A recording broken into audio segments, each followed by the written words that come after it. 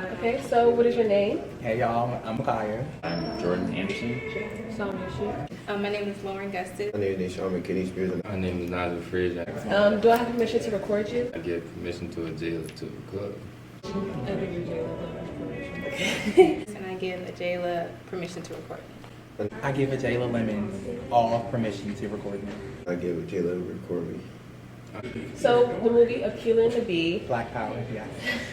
Did you like the movie? I did. It was a very inspiring and inspirational movie. It reminded me of my childhood. I would probably be eliminated by like the first word. Me and words, we don't go together. How does the main character's journey reflect real life struggles? I mean, the whole smart black kid coming from a less fortunate area to the white suburbs and doing good things is kind of a tale as old as time. But I feel like that kind of story doesn't get as much focus as it really should. Because she's black, okay? Black empowerment, and just seeing somebody come from like low income housing and like make something out of themselves is truly inspirational. So in your own words, what was your overall takeaway you received while watching the movie?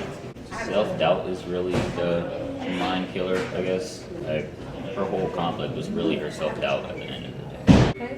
What societal issues did you receive from the film? Illiteracy. A lot of people are illiterate. You can overcome it. They don't read books. And how is it important today, like with today's issues? Given today's current political climate, black communities kind of have to be on top of things all the time. Because most of these people are illiterate. We gotta prove that we do 10 times over, now more than ever. What was your emotional response to the ending of the movie?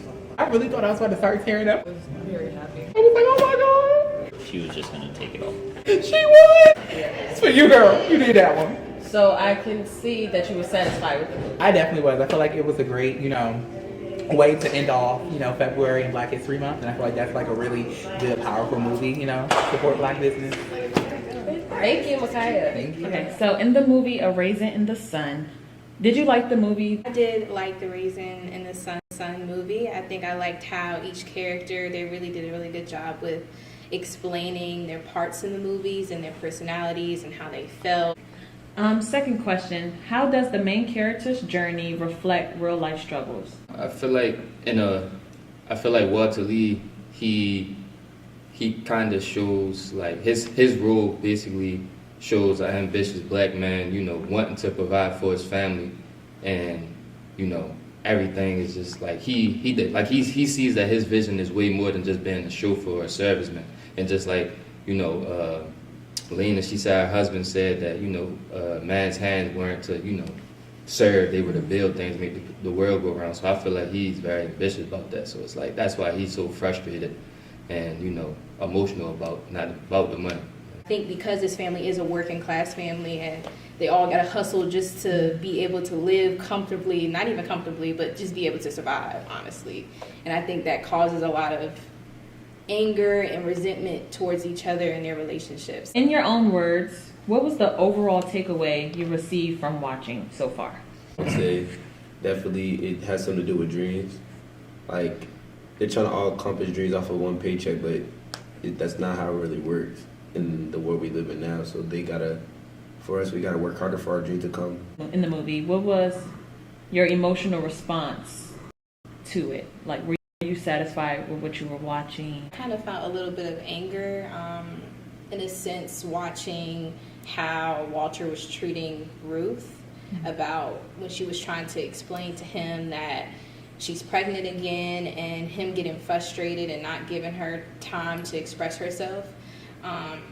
That kind of made me a little angry because she was withholding very important information, especially she probably felt guilty in her own way of having to tell him that she's pregnant knowing that they're already struggling.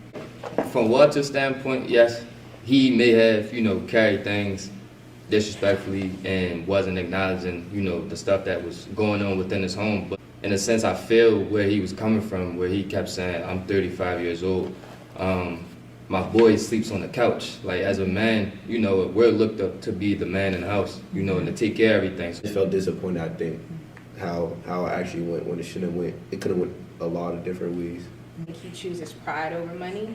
I think that he compares his success to white men that he sees on the streets, and he wants more for himself. He doesn't want to be in the position of how a black man is treated. And like, I think this film setting is 1950s in Chicago, so it definitely hits him when he sees other white men around his age, living life, drinking, you know, out with his friends, having a good time, and he feels like he's missing that part of his life. So.